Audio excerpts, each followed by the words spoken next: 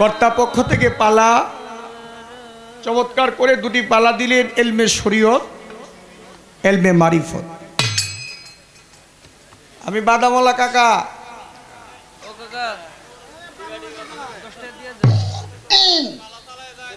আপনি দয়া করে ওই কিনার দিয়ে থাকেন বাবাজি, মাঝখানে কিন্তু ঢুকেন না। এই শরীয়ত মারফত পালার মধ্যে আমার প্রতিপক্ষ যিনি জনাব চন্দ্র সরকার, তাকে দিয়েছেন মারফতের ভাগ। আমি ওদম মিরাজ দেওয়ান আমাকে দিয়েছেন এলমে শরীয়তের ভাগ। বাবা, বাংলাদেশে যত শিল্পী আছে সবার চাইতে যদি কোনো ছোট শিল্পী, সেটা আমি মিরাজ দেওয়া। এখনো শিল্পী হতে পারি নাই, তবে আমার দয়াল বলছে, আমার মুর্শিদ বলছে, আমার দীনবন্ধু বলছে, আমার পারের কান্ডারি বলছে, আমার বাবা আজিজুল হক চিশতি বলছে, মিরাজ রে, বড় শিল্পী হওয়ার আগে ভালো একজন মানুষ হও। কারণ বড় শিল্পী হইয়া অনেক টাকা কামাইতে পারবা, এই টাকা তোমার সাথে যাবে না। যদি একজন মানুষ হইতে পারো, একজন মুর্শিদের বা একজন নবী রাসূলের আশেক ভাব, প্রেম, ভালোবাসা তোমার মধ্যে, হৃদয়ের মধ্যে থাকে, তুমি একজন মানুষ হইতে পারো, তাইলেই তোমার এই মানব জনমটা ধন্য হবে। সেদিকে লক্ষ্য করে চেষ্টা করি, পারি না, গুরুর আদেশ রক্ষা করতে পারি না। যার জন্য ওই যেই পালাই আপনারা দেন, পালা অনুসারে গান করব ঠিক, মাঝখান দেয়া দু একটি ভাবের কথা বলবো, ওই কথার মধ্যে আমি যেন আমার গুরুযোগটা বঞ্চিত না হই, এটা যেন আমার হৃদয়ের মধ্যে, আমার দেহের মধ্যে থাকে। সেটা সাধুকর্তা যারা আছেন সবার কাছে এইটাই আমি আশীর্বাদ চাই, কারণ পালা যেইটাই দিচ্ছেন সমস্যা, পালার মাঝখান দিয়ে যেন আমার যোগটা ঠিক মতো থাকে, কারণ যোগ ছাড়া কোনো ইবাদত কিছু হয় না। আপনারা যদি এই যে লড়াচড়াটা করেন, একটু ধীর স্থির হতে হবে, কারণ আমি কিন্তু টাঙ্গাইল মানিকগঞ্জ আগেই বলছি, এইটা কিন্তু ভাবের এলাকায়, সব এলাকা, যার জন্য কথা বললেও শান্তি পাই, দুইটা গান করেও শান্তি পাই। তো শরীয়ত মারফতের মধ্যে আমাকে দেশের শরীয়তের ভাগ, যদি আমি শরীয়তের আজকে আলেম, একটা জিনিস লক্ষ্য করতে হবে, আমি কিন্তু কোনো ওহাবি মতবাদের আলেম না। আমার শরীয়তে আসতে হইলে তার তরিকা অন্তর্ভুক্ত হইতে হইব, আমার শরীয়তে আসতে হইলে তার আগে মুসলমান হইতে হইব। বাবা, মুসলমান না হইয়া কোনো শরীয়তে প্রবেশ করলো, এটা কোনো কাজ হইব না। শরীয়তে আবার কইতে পারেন যে কালেমা পড়লে কি মুসলমান হয় না? এটা তো শুনে আসছি বাপদাদার কাছ থেকে, পিতৃপুরুষ যারা আছে তাদের কাছ থেকে শুনছি যে কালেমা পড়লে মুসলমান হয়। তাহলে এখন চিন্তা ভাবনা করে দেখি যে ৭১-এর যুদ্ধে অনেক সনাতন ধর্মের লোকও যারা মুসলমান না, তারাও কালেমা, ওই নামাজ শিক্ষা বই কিনা কালেমা শিখছে, কিন্তু তারা মুসলমান হয় নাই। কিন্তু মূলত কালেমা পড়লেই মুসলমান হয় না। মুসলমানটা আরেকটা বিষয়। মুসলমান শব্দের আবিধানিক অর্থ হচ্ছে আত্মসমর্পণকারী। যে আত্মসমর্পণ করলো সেই ব্যক্তি মুসলমান হইল। এখন আপনি আত্মসমর্পণ কার কাছে করবেন?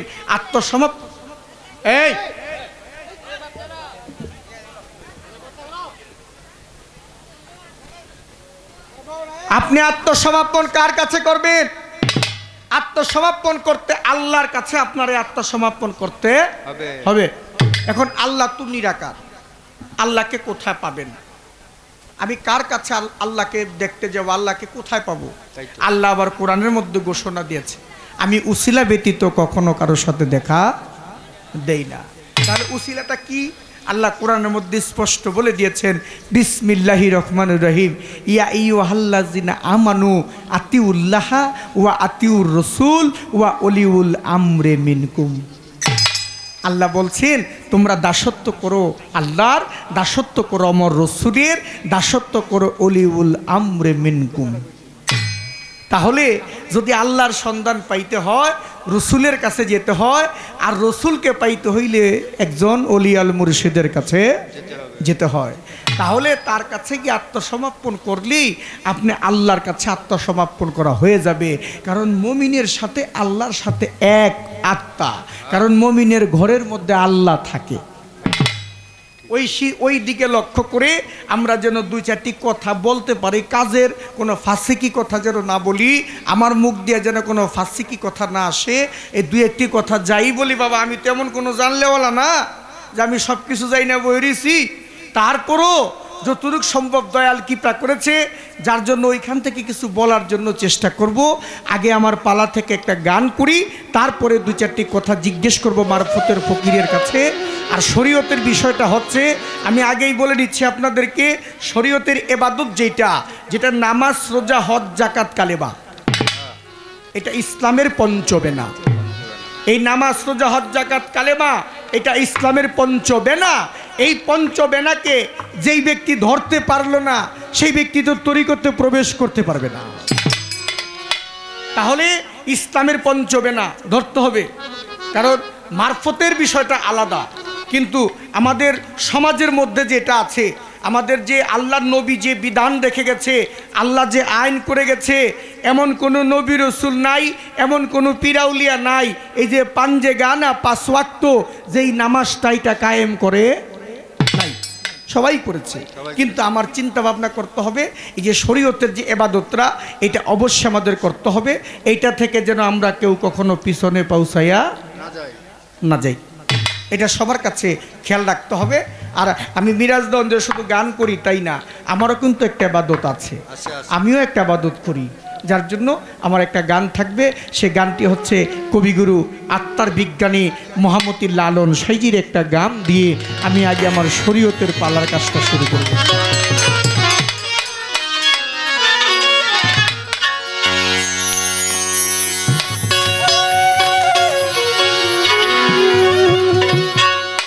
আইন বেজিলেন রাসূল আল্লাহ,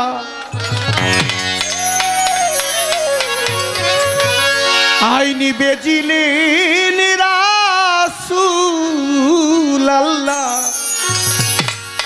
ওরে মুখে পড় রে সদা লা ইলাহা ইল্লাল্লাহ,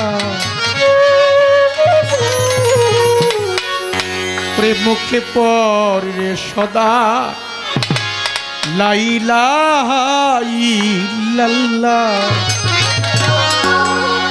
আপনি যত অশান্তির মধ্যে থাকবেন, আপনি বেশি বেশি জিকির করবেন, আপনার দেহটা পরিষ্কার হয়ে যাবে।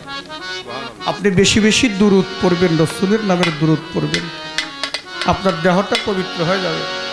বেয়াদবি মাফ করবেন। আল্লাহর নবীর একটি দুরুদ আছে, দুরুদে মাহি। ওই দুরুদে মাহি নবীর এক সাহাবা জজলা নদীর পারে বসে ওই নবীর সাহাবার দুরুদ পাঠ করে, বাবা যখন ওই নবীর দুরুদ পাঠ করে, ওই নদীর মধ্যে একটা মাছ কুষ্ঠরোগী, নদীর গভীরে থাকতে পারে না, অসুস্থ, সে নদীর কিনারে আইসা শুয়ে থাকে।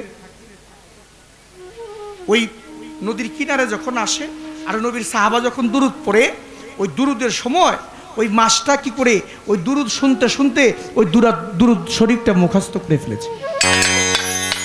যখন ওই দুরুদরা মুখস্থ করে ফেলেছে, ওই দুরুদরা মুখস্থ করে দুরুদ শরীফটা পাঠ করে, ওই দুরুদ শরীফ পাঠ করতে করতে করতে করতে ওই মাছের মধ্যে যে কুষ্ঠরোগ ছিল, এই কুষ্ঠরোগ ভালো হয়ে গেছে। কুষ্ঠরোগ ভালো হইয়া মাছের যে একটা রং ছিল, জাতিগত যে একটা রং, এই রংটা নাই, অন্য একটা রং ধারণ করেছে। মাছটা নদীর গভীরে চলে গেছে।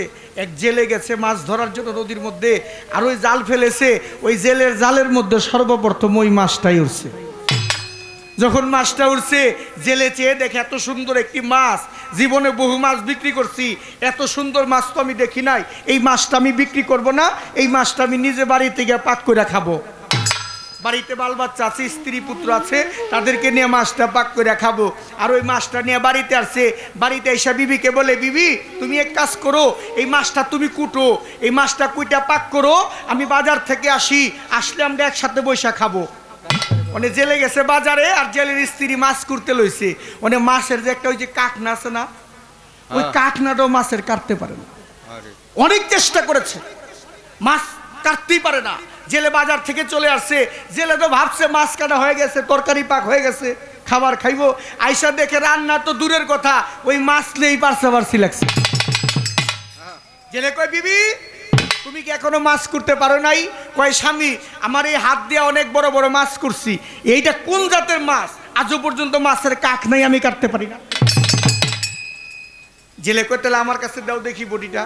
জেলে নিয়ে চেষ্টা করছে, অনেকবার চেষ্টা করেছে, জেলেও মাছটা কাটতে পারে না। জেলে কয়, বিবি এক কাজ করো, যদি বডিতে না ধরে ওরে বিক্রি করুন, ওরে খামু, তেলে বাইজা খামু। কড়াইয়ের মধ্যে গরম তেল, আপনার কোনো কড়াই কর নাকি? কড়াই কই না আমরা, ওই কড়াইয়ের মধ্যে গরম তেল দিয়া ওই জেলে করছি কি তেল পাগা নাইছে, বলকাইছে তেল। গরম তেলটা বলকাইলে কেমন হইতে পারে বাবা? আরে পায়ের মধ্যে পড়লে তো দূরের কথা, খালি বাতাসটা লাগলে তো ঠোসা পড়ে যায়। ওই গরম তেলের মধ্যে বগলাইনা তেলের মধ্যে ওই তাজা মাছটাকে ছেড়ে দিয়েছে। যখনই মাছটা ছেড়ে দিয়েছে, জেলে চেয়ে দেখে ওই মাছটা ওই গরম তেলের মধ্যে সাঁতরাইতেছে। জেলে চেয়ে দেখে গরম তেলের মধ্যে ওই মাছটা সাঁতরাইতেছে। জেলে বিবিকে বলে, বিবি এই মাছটা না কোনো মাছ না, এই মাছটা হয়তো কোনো দেওদানব হইতে পারে, কোনো জিনপরি হইতে পারে। আসলে এই মাছটা আমাদের জন্য হালাল না, আমরা খাইতে পারবো না। আর এই দিকে মাছে আল্লাহর কাছে ফরিয়াদ করে, হে আমার মালিক, আমার মুখের জবানটা খুলে দাও, আমার মনের কথাটা আমি আমার জেলের সাথে বলি। আল্লাহর হুকুমে মাছের জবান খুলে গেছে। মাছ বলতেছে, জেলে ভাই, ও জেলে ভাই, আমি তোমার জন্য হালাল, আমি কোনো দেওদানব না, আমি কোনো জিনপুরি না। জেলে ভাই রে, আমি যখন ওই নদীর মধ্যে থাকতাম, আমার গায়ে ছিল কুষ্ঠ রোগ। নবীর এক সাহাবা আমার নবীর দুরুদ শরীফ পাঠ করতো নদীর পাড়ে বসে। আমি ওই দুরুদরা মুখস্থ করতে করতে করতে করতে আমি ওই দুরুদরা যখন মুখস্থ করেছি, ওই দুরুদ পাঠ করতে করতে আমার দেহের মধ্যে কুষ্ঠরোগ ছিল ভালো হয়ে গেছে। আমার জাতিগত যে একটা স্বভাব ছিল পরিবর্তন হইয়া আমার নতুন একটা রং ধারণ করেছে। জেলে ভাই রে, এই পৃথিবীর কোনো অস্ত্র নয় আমাকে কাটতে পারে, এই পৃথিবীর কোনো আগুন নাই আমাকে পুড়তে পারে, কারণ আমি রসুলের অস্ত্র দিয়া আমাকে কেটে ফেলেছে জন্মের মতো। আমার রসুলের প্রেমের আগুন দিয়া আমাকে একবারে পুড়ে দিয়েছে। জেলে ভাই, তুমি আমাকে ভুল বুঝো না, আমি পৃথিবীর মধ্যে এখন যা আছি, তোমরা ইচ্ছা করলে আমাকে খাইতে পারবে।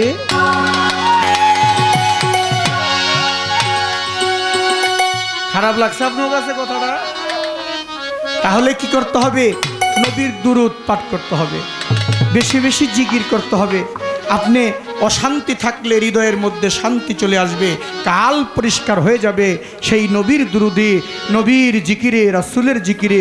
সেখানে হতে যিনি মোহাম্মদুল লালন, সেই আত্মার বিজ্ঞানী, তারে গান প্রিয়ান বেচিলেন রাসূল আল্লাহ, মুখে পড়ে সদাই লা ইলাহা ইল্লাল্লাহ।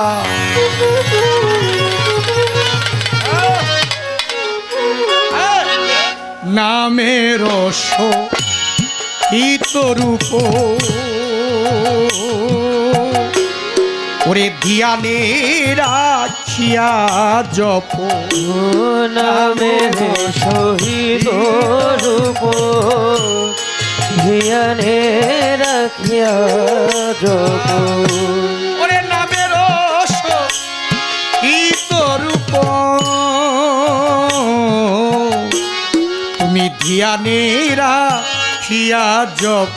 ওরে বেনিশানাই যদি ডাকো, বেনিশানাই যদি ডাকো, বেনিশানাই যদি ডাকো, চিনিবি কি রূপকে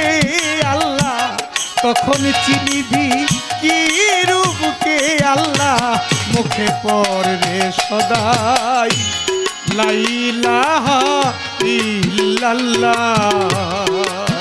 ওই ভেদিনে রাসূলুল্লাহ আইনে ভেদিনে রাসূলুল্লাহ মুখে পড়ে সদা লা ইলাহা ইল্লাল্লাহ মুখে পড়ে সদা লা ইলাহা ইল্লাল্লাহ। এ বাবা ওই লাশ শরিক যা নিয়া তাকে পরকালাম দিলে মুখে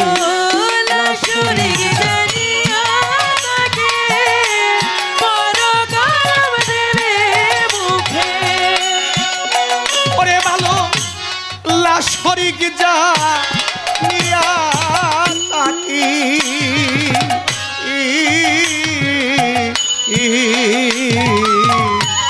পরকালাম দিলে মুখে মুক্তি পাবি থাকবি সুখে মুক্তি পাবি থাকবি সুখে মুক্তি পাবি থাকবি সুখে দেখবি রে নূর তাজিল্লা সেথাই দেখবি রে নূর তাজিল্লা মুখে পড়বে সদা লা ইলাহা ইল্লাল্লাহ আইনে ভেদিনে রাসূলুল্লাহ ভেদিনে রাসূলুল্লাহ মুখে পড়ে সদা লা ইলাহা ইল্লাল্লাহ মুখে পড়ে সদা লা ইলাহা ইল্লাল্লাহ। পরে আবার বলেছেন সাই আল্লাহ নুরি এ জিকিরের ধরজা ভারী বলেছেন সেই আল্লাহ নূরি এদিকে দরজা ভারী ওরে বলেছেন সাই আল্লাহ নুরি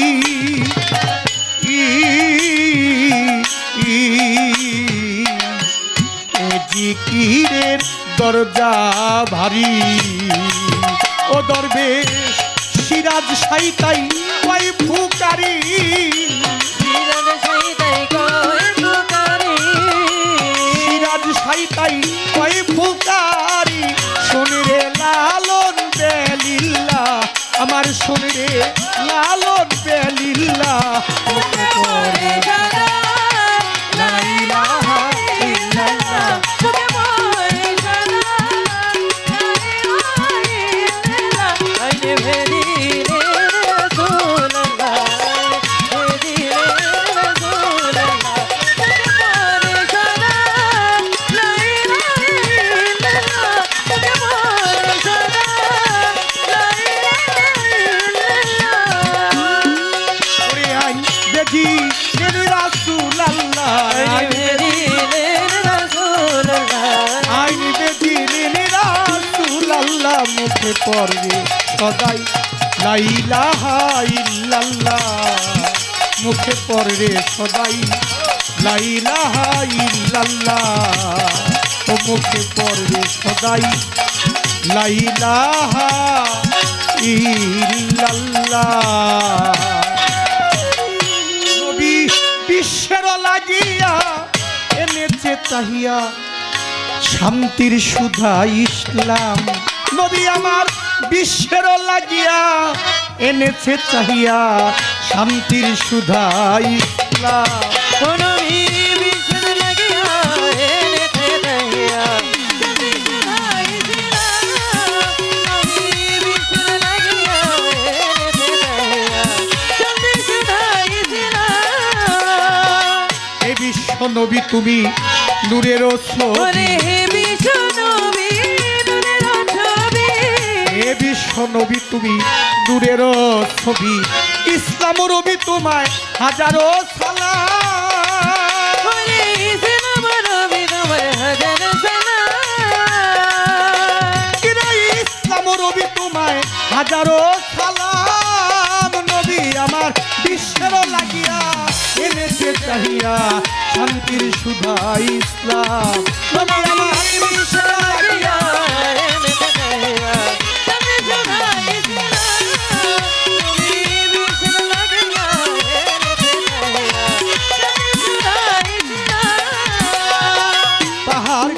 হেরায় ছিলেন কোন সাধনা আহার গারে হেরায় ছিলেন কোন সাধনায় যেখানে মাওলায় আমার পাঠাইল কুরআন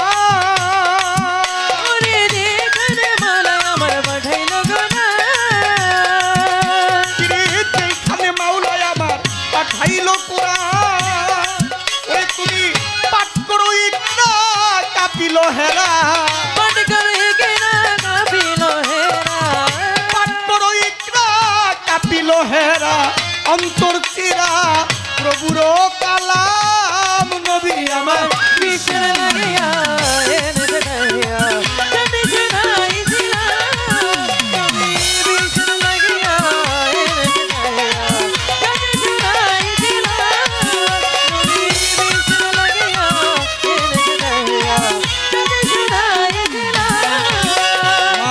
মানুষে মানুষে বাদে প্রেম মানুষে মানুষে বাদে প্রেম পাশে ভক্তি বিশ্বাসী লও নবীর নাম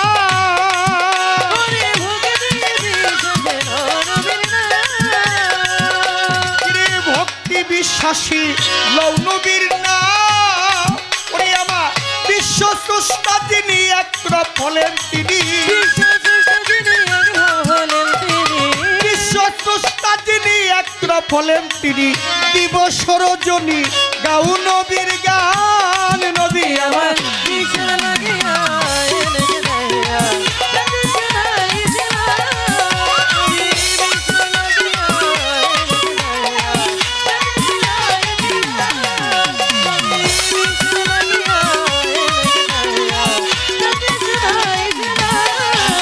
আমার নবী তোমার তুলনা এ জগতে মিলে না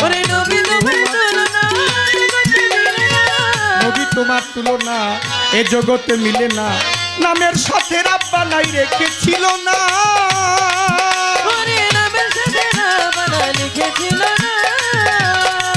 ওরে পাগল নামের সাথে রাব্বা নাই রেখেছিল না দেওয়ান হালে গেরি প্রাণে তাই প্রিয় নবী মুস্তাফা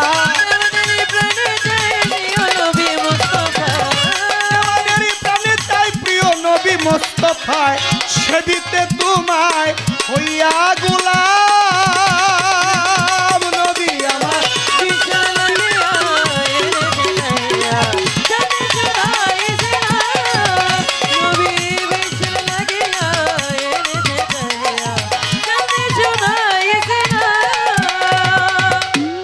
বুঝতে পারি না মাও থাকে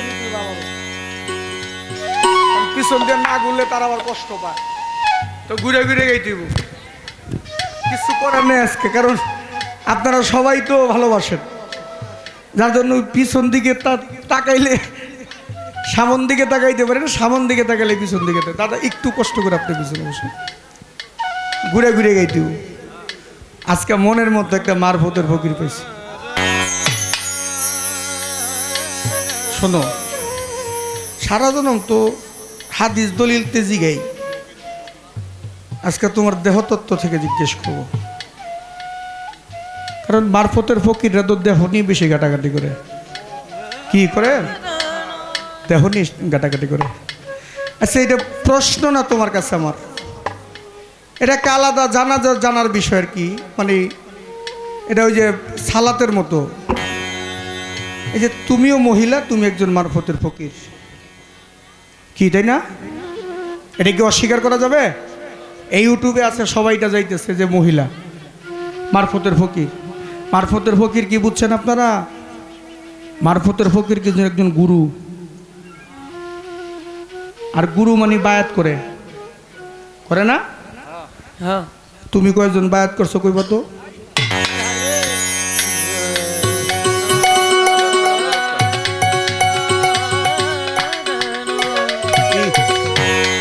দরকার আছে না জানা বায়াতরা করছে কিনা কে জানতে হইব না আর যদি কেউ যে ভাই আমি তো করি নাই তাহলে তোমার লগের দুই একজন করছে কিনা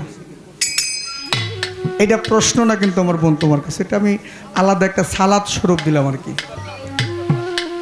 প্রশ্ন আসতেছে এই মানব দেহটা না এমন একটা বিষয় এই মানব দেহের মধ্যে রিসার্চ করলে অনেক কিছু পাওয়া যায়, যা এই ব্রহ্মাণ্ডে আছে তার সাথে বেশি মানব ভাণ্ডে আছে। এই যে আমরা বেহালা বাজাই না, এই বেহালাটা দেখে প্রশ্ন একটা মনে হয়ে গেছে গা। এই যে বেহালার মধ্যে তার আছে, এই যে স্বর আছে, সারগাম আছে। সঙ্গীতে কিন্তু সারগাম ছাড়া কখনো সঙ্গীত হয় না। যে সঙ্গীত শিখুক তার আগে সারগামে যেতে হয়, যায় না? তো সারগামের মধ্যে কিন্তু সাতটা স্বর আছে। এই সুরের তারটা এই দেহের মধ্যে আছে। আপনার এইখানে সা, এই দেহের মধ্যে সা আছে। ওইখানে রে, এই দেহের মধ্যে রে আছে। ওই সা রে গা, এই দেহে ওইখানে গা, আবার এই দেহের মধ্যে গা আছে। মা আছে, পা আছে, ধা আছে, নি আছে, আছে না? আছে। আমার বোন, তুমি খালি বলবা এই দেহের মধ্যে 7টা পর্দা আছে। এই 7টা পর্দার মধ্যে কোন পর্দা সা, কোন পর্দা রে, বাড়ি দিস না, কোন পর্দা গা, কোন পর্দা মা, কোন পর্দা পা, কোন পর্দা ধা, কোন পর্দা নি। কারণ ওইখানে যদি সুর না উঠে তোমার বেহালা সুর উঠবো না। উঠবো? যদি এইখানে হৃদয়ের যন্ত্রটার মধ্যে না বাজে তাহলে কি বেহালা সুর উঠবো? তাহলে আগে এইখানে জানা দরকার। আমার একটু জানার বিষয়, তুমি খালি বলবা তো এই যে এই 7টা পর্দার নাম এবং 7টা পর্দার মধ্যে কোন পর্দা সা, কোন পর্দা রে, কোন পর্দা গা, কোন পর্দা মা, কোন পর্দা পা, কোন পর্দা ধা, কোন পর্দা নি। তাহলে কি হইল? সা রে গা মা পা ধা নি। এই 7টা দেহের সাথে মিল করে যে তৈরি করছে সে তো নিজে তৈরি করছে। আমার একটু জানার বিষয়, এই 7টার পর্দার সাথে কোন পর্দা সা মিলে তুমি একটু আমার বলবা। এই প্রশ্নই রইল আমার। আরেকটা করব না, কারণ ওই যে একটা দিয়ে গেছি, 2টা হয়ে গেছে, যার জন্য আমি সুন্দর করে এই সালাদ স্বরূপ এটা রইল। খুব সুন্দর। আমার গানের সময় কমাই দিবে, আমি যখন গান করি খুব ছোট ছোট বাজাবেন। আজকের পালা শরিয়াত এবং মারফত, এলমে শরিয়াত, এলমে মারিফত। শরিয়তের ভূমিকায় রেখেছেন আমার ভাই মিরাজ দেওয়ান সাহেবকে, এলমে মারফতের ভূমিকায় রেখেছেন আমি চন্দ্রা আমাকে। তবে 3টা জায়গার মধ্যে কিন্তু বর্তমানে বেশি পালা গানটাকে বুঝে থাকে, আমি কিন্তু এটা সব জায়গায় বলি। এক আমাদের বৃহত্তর ফরিদপুর, দ্বিতীয়তে মানিকগঞ্জ, তৃতীয়তে টাঙ্গাইল। এই 3টে জায়গায় যারা শুধু গান শুনে না, যারা গানকে খায়, শুধু তাই নয় এই পালাটাকেও তারা বুঝে। আজকে দিনে 2টা থেকে রাত্র 8টা পর্যন্ত গান করছি, এত শান্তি পেয়েছি ওখানে গান করে। গানও অনেক ভালো হয়েছে, সবাই ভালো বলেছে। যখন আশেকান ভালো বলে তখন শিল্পীর কাছেও ভালো লাগে। তবে আপনারা যে পালা গান শুনেন, বুঝেন, এটা কিন্তু আমি জানি। আচ্ছা, আজকে আমাকে কোন পালা দিছেন? মারফত দিছেন না? আমার মিরাজ ভাইকে কোন পালা দিছেন? শরিয়াত না? আচ্ছা, তাইলে গান ধরলেন, আইন ভেজিলেন রাসূল আল্লাহ, মুখে বলরে লা ইলাহা ইল্লাল্লাহ। ঠিক আছে, কিন্তু গানটা পরে গান রাখলো নবী বিশ্বের লাগিয়া এনেছে চাহিয়া শান্তি সুধা ইসলাম। ঠিক আছে, পাইলাম। শানাল আমার এই পথ দিয়ে আসবে রে। এই গান আমরা শুনতে শুনতে এমন কোনো ক্যাসেট নাই যে শানালের গান এই গান না বাজাইছে। শানাল আমার এই পথ দিয়ে আসবে রে, আমি সদাই থাকি পন্থের প্রাণে চাইয়া। আচ্ছা, আপনি শরীয়ত গান, আপনি মারফত গান, এখন আশেকানের আমারে বইলে দেখ আমি কোন পালাটা গাই।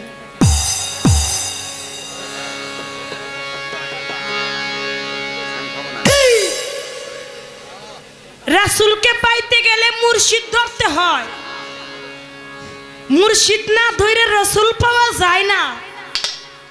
এটাও ভালো কথা, এটা আমার মারফত লাইনেরই কথা কইছেন, এটাও খারাপ না। এমন কোন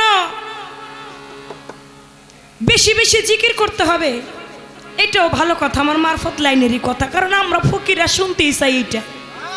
আর এটা যদি আলেম সমাজ বলে তা আমাদের খারাপ লাগে না। রশিদ সরকার সাহেব বলছিল, আমি শ্রদ্ধা করি তাকে, যে যে আমার শরীয়তের পালানি আমার মারফতের লাইনের কথা কয় রে, তুই তো আমার এমনি ভাই না রে, তুই আমার ধর্মের ভাই। কইলাম না থাক। তা আমার আজকে এমনি ভাই না, আজকে আমার ধর্মের ভাই। বাবা আমারে খালি বারে বারে তুমি তুমি কয়, লাগে আমি ওনার ঘরের বউ আর কি। আমার কি আপনার প্রতিপক্ষ মনে হয় না?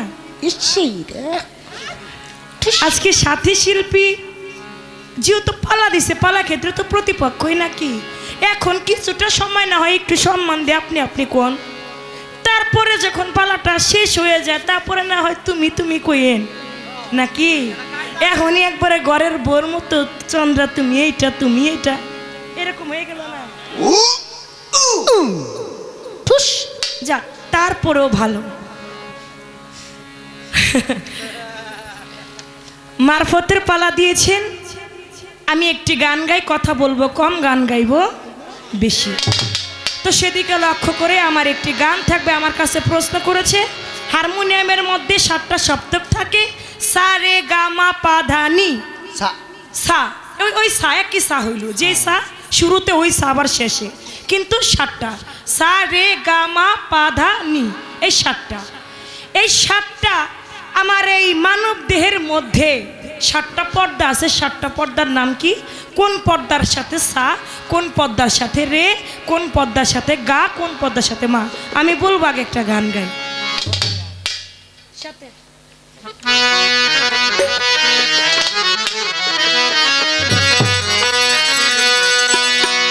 কেন রে মন কুলা ধরে রে, ওরে কেন রে মন কুলা ধরে রে, আমার মন ঘুরছো ডাইনে বাই, আমার মন সকল যাই মারফতে দাখিল হলে, সকল জানা যায় মারফতে দাখিল হলে, সকল জানা যায়।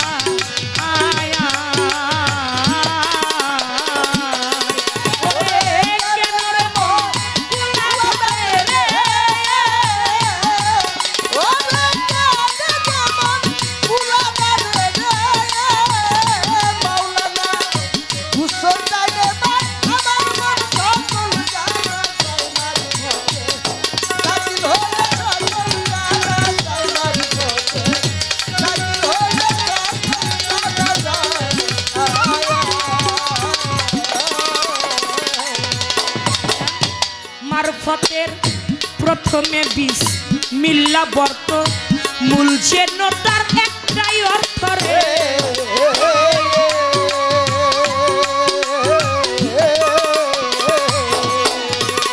প্রথমে বিষ মিল্লা বর্ত, মূল যেন তার একটাই অর্থ রে।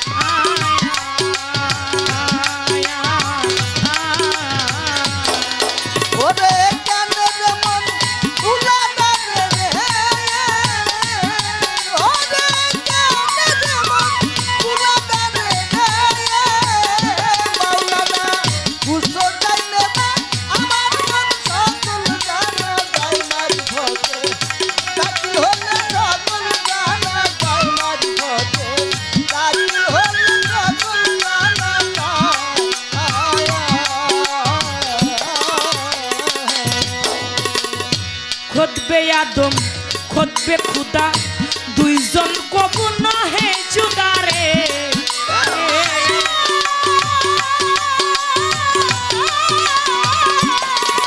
মনরে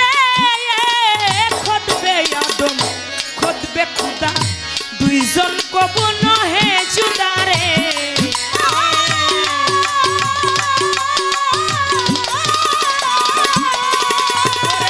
আদমকে করিলে শাস্তারে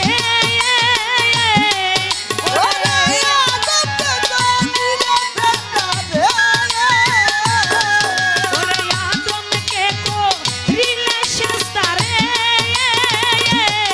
তথায় আল্লাহ মান্য হই আমার মন সকল জানা যায় মারফতে দাখিল হলে সকল জানা যায় মারফতে দাখিল হলে সকল জানা যায়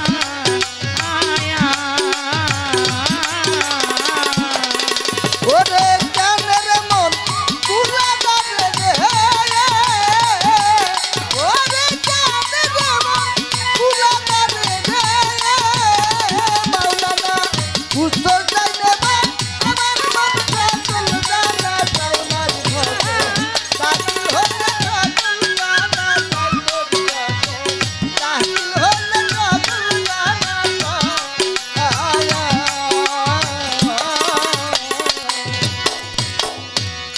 শরীয়তে আছে আল কোরআনের মধ্যে আছে সূরা ফাত্তার 10 নং আয়াতের মধ্যে তুমি মুর্শিদের কাছে যাও আর তুমি সূরা ফাত্তার 10 নং আয়াতের মধ্যে বলা হয়েছে ইন্নাল্লাহ জিনা বাইনাকে বাইনাল্লাহি ইয়াদুল্লাহি ফাওকাইদিহিম অর্থাৎ যে জন আমার রাসূলের হাতে হাত রাখে সে যেন আমার আল্লাহর হাতে হাত রাখে রাসূলের হাত কোথায় পাবো রাসূলের হাত পাইতে গেলেই আমার মান্নান চাঁদের মতো একজন আল্লাহর ওলির কাছে যাইতে হবে এটা কি শরীয়তি কথা না মারফতি কথা রে বাবা এটা মারফতি কথা না অবশ্যই মারফতি কথা তবে হ্যাঁ আমরা ভাব দিব ভাবের রাজ্যেও যাব তবে তারও একটা সময় আছে তো সেদিকে লক্ষ্য করে গানটির মধ্যে বলেছে প্রথমে বিসমিল্লাহ বর্তমূল যেন তার একটি অর্থ নিগুড়ে জানিয়া শর্ত একজন মুর্শিদ ধরতে হয় খোদবে আদম খোদবে খোদা দুইজন কব নহে জুদা আদমকে করিলে সেজদা তথায় আলেক মান্য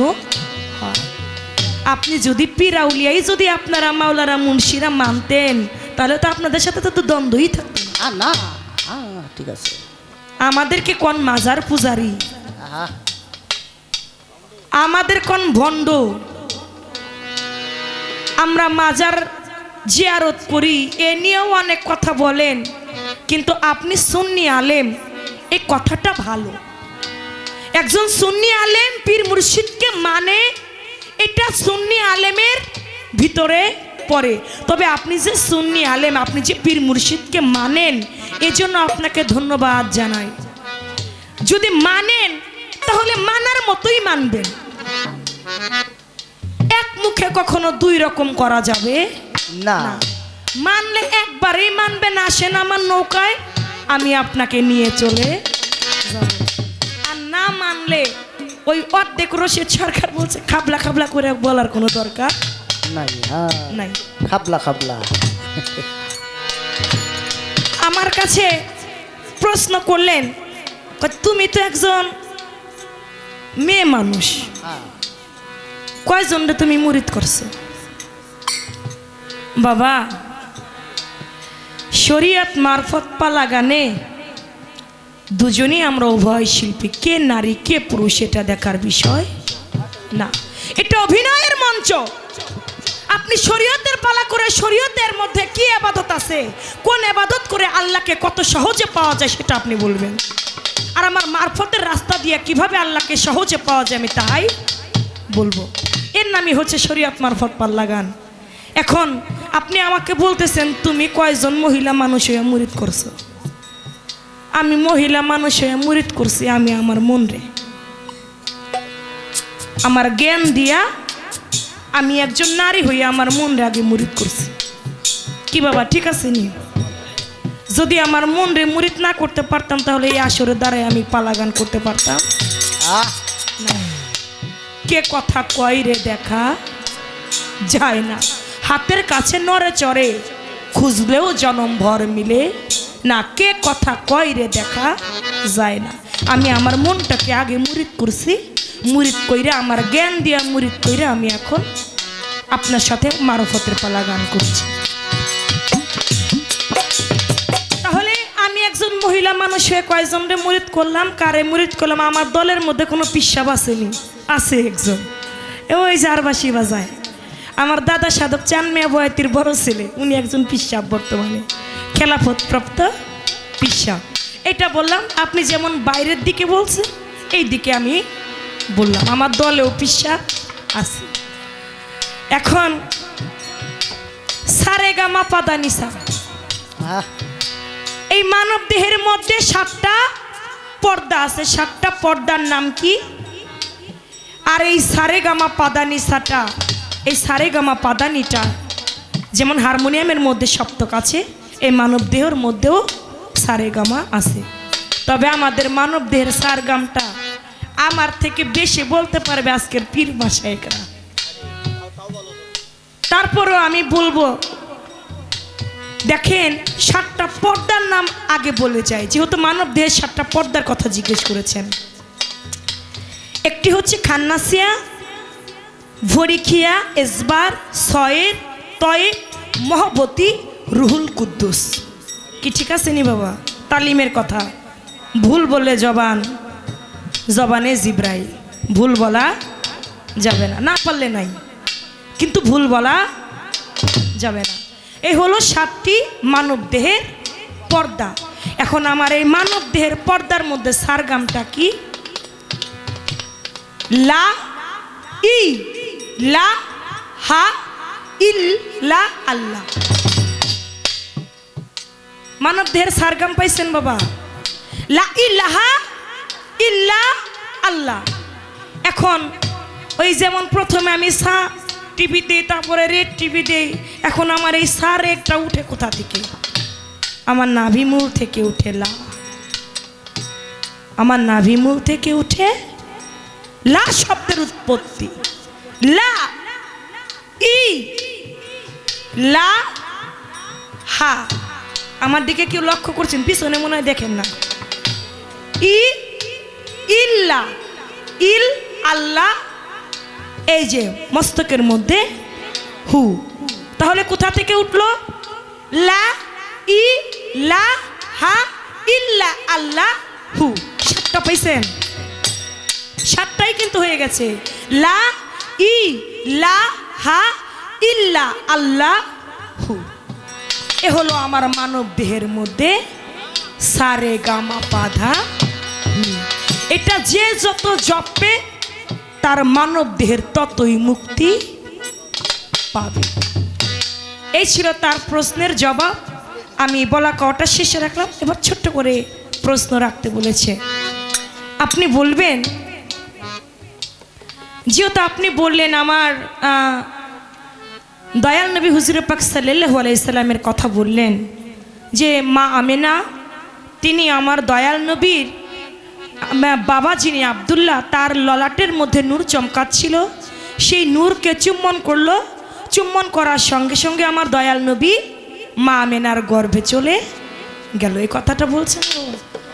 আমি এখান থেকে আপনার কাছে জানতে চাইবো, বাইরে কোনো প্রশ্নের দরকার নাই, আপনার কথা থেকে আমার পয়েন্ট, একটা পয়েন্টই থাকবে। আপনি বলবেন, এই যে আমরা যেমন পৃথিবীতে আমরা যারা এসেছি সবাই রোজে এবং বীজে বাবা মায়ের মিলনের মাধ্যম দিয়ে আমরা এসেছি, কিন্তু আমার দয়াল নবী কথা বললেন যে তিনি মিলনের মাধ্যমে আসেন নাই। আব্দুল্লাহর কপালে, বাবা আব্দুল্লাহর কপালের মধ্যে নূর চমকাচ্ছিলেন, সেই নূরকে চুমা দিলেন। চুমা দেওয়ার সঙ্গে সঙ্গে আমার দয়াল নবী তা মা আমেনার গর্ভে গেলেন, চলে গেলেন। আপনি বলবেন এখানে আমার মা আমেনার গর্ভে যে আমার দয়াল নবী গেলেন, ওই দেহটার নাম কি? মা আমেনার গর্ভে যে আমার দয়াল নবী গেল, ওই দেহর একটা নাম আছে। ওই দেহটার নাম কি? আর ওই দেহের কর্ম আছে, ওই কর্মটা কি?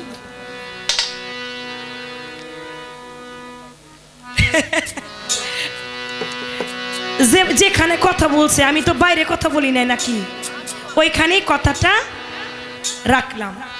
আপনি বলবেন যে সেই মা ফাতেমার দেহটার নাম কি এবং ওই দেহটার কর্ম কি?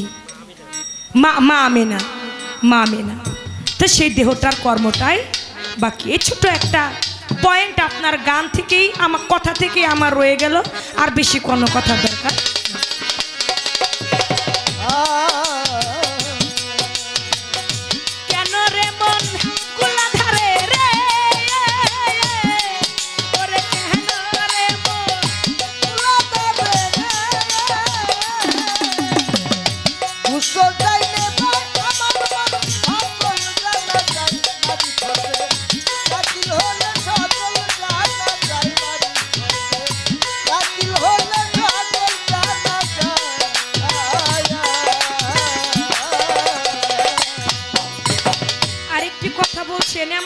পীর ফকির নাই যে পাঞ্জেগানা নামাজ পড়ে না, পড়ে নাই।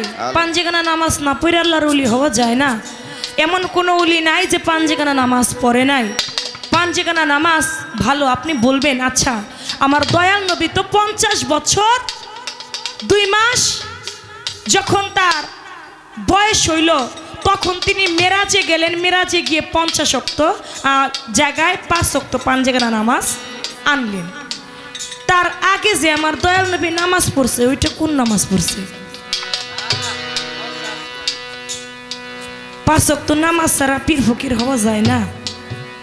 আমার দয়াল নবী যে 50 বছর পর্যন্ত ছিলেন তার 60 বছরের জিন্দেগিতে, তাহলে 63 বছরের জিন্দেগিতে তিনি 63 বছর জিন্দেগিতে তিনি 50 বছর কোন নামাজ পড়লেন? কয় ওয়াক্ত নামাজ পড়ছিলেন? সেখানে কি 5 ওয়াক্ত পড়ছিলেন নাকি অন্য কোনো নামাজ পড়ছিলেন? কোন নামাজটা পড়ছিলেন? আর যদি অন্য কোনো নামাজের কথা বলেন তাহলে ওই নামাজটি আমরা পীর ফকির এখন পড়ে থাকি। কেন রে মন কুলাধারে রে, ওরে জানে রে মন কুলাধারে রে, মাওলানা বুঝতে চাইতে বা আমার মন পাগল জানা যায় বাড়ি পথে, দাখিল হলে সকল জানা যায় বাড়ি পথে, দাখিল হলে সকল জানা যায়।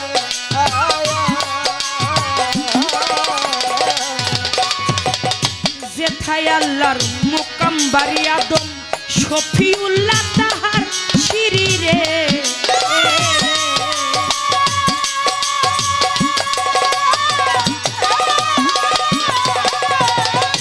ওরে ফকির লালন বলে মনের বেরি রে, ফকির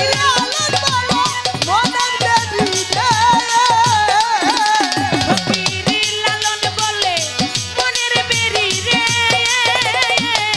তোমরা লাগাও পীরের পায় আমার মন সকল জানা যায় মার পথে, দাখিল হলে সকল জানা যায় মার পথে, দাখিল হলে সকল জানা যায়।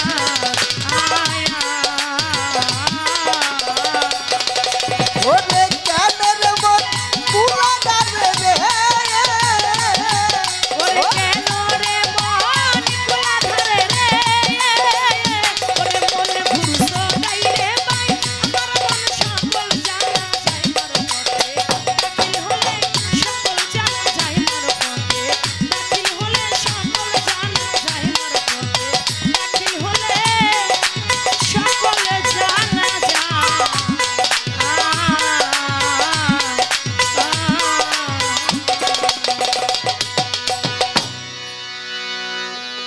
প্রশ্ন জবাব দুইটাই হয়ে গেছে। তার ভিতরে যদি বেশি কথা হয় আমাকে ক্ষমা করবে। এর থেকে আর ছোট্ট করে কথা বলা হ্যাঁ যায় না। এবার পালার গান তো একটা হয়েই গেছে, তবে আমার যুবক ভাইদেরকে একটা কথা বলছিলাম যে আপনাদের জন্য একটা গান আমার থাকবে।